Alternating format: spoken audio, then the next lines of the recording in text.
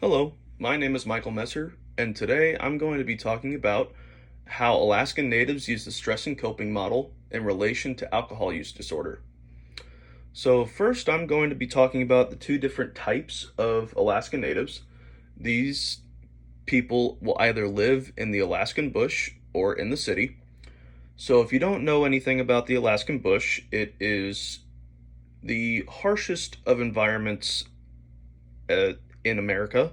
So, the farther north you get, in Alaska, the less people you will see, the more wildlife you will see, the harsher the climate gets. So it'll drop to -40 in a matter of minutes, depending on where you're at. Um, but these people have become accustomed to this type of climate. But there are those who have lived this lifestyle but still find it hard to deal with the stress and find proper ways to cope. So some of them can turn to alcohol. Now, while most Alaskan Natives are relatively healthy people, there are a few outliers. But I think there can be some leniency in a sense because they do have to deal with a harsher climate, scarcer resources, and limited access to medical care.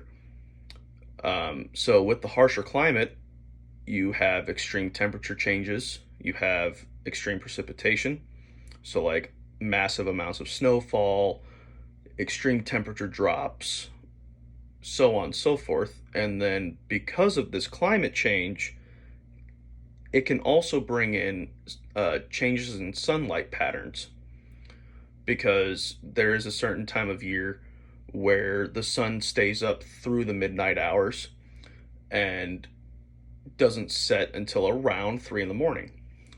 This is what's known as the midnight sun. So, since this happens, their circadian rhythm changes, and sometimes that can be a bad thing because this gives them less time for agriculture and it gives them less time for hunting opportunities. And because the ground gets so cold with this temperature change, they can't really get as many crops as they would like. So, where do they have to go? They have to go hours to the city because they're so secluded. But when we talk about those in the city, they don't really have all of that type of stress added on top of them. They just have their work life balance that they're, dealing with in their life because they have sustained shelter, they have accessible resources, and they have accessible medical care. So when you have all of that, you're used to that type of lifestyle. You don't know what the other type of Alaskan Natives are used to living. Um, but all of this determines their behaviors. So when you change their behaviors, it adds their stressors tenfold. So when they're used to living in the the Alaskan bush and you pull them out, then their stress gets magnified. This happened to them multiple times because we had pulled them to fight for us in World War II, the Vietnam War, just to name a few. And this caused a lot of trauma for them and their families. And this can pass on through generations because they keep telling the same stories. And so when someone hears this, they don't know, they may or may not know how to deal with that. And so they can turn to substance abuse and alcohol abuse.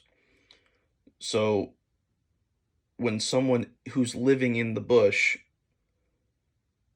changes that behavior that they've been oh so used to, they will turn to that, or they can turn to that as a form of coping.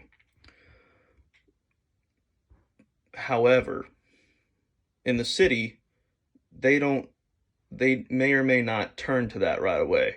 While it's more accessible to them, they've lived around that, they're used to that, they have the means to stop. They have the means to seek help. They have the means to do whatever they want in the city because it's warmer. You have more and more people to lean on, so on and so forth. Um, but with this stress and coping model and the alcohol abuse, I think it really all depends on the environment and their behaviors that they are accustomed to. So if your environment's harsher and more demanding of you, that adds on more stress. And you may or may not know how to cope with that. So you might turn to alcohol to help you, quote unquote, take some stress off your back. But in the city, your life is really not as demanding.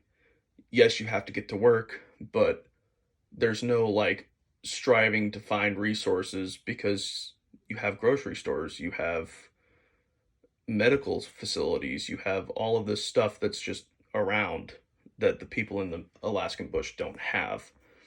So, with all of this, I think that your environment can influence your behaviors, and in turn, it could cause a sort of trauma because you don't know where your next meal is going to be coming from when it's in that harsh of a climate.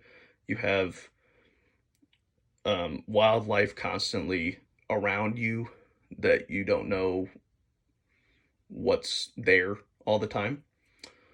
Um, so, with that, um, that's really what I think Alaskan natives use the stress and coping model for, um, because they don't know how to deal with stress and cope with that, so they might turn to alcohol. Thank you for coming and listening to this. Have a great rest of your day or night, wherever you are listening. Thank you. Bye bye.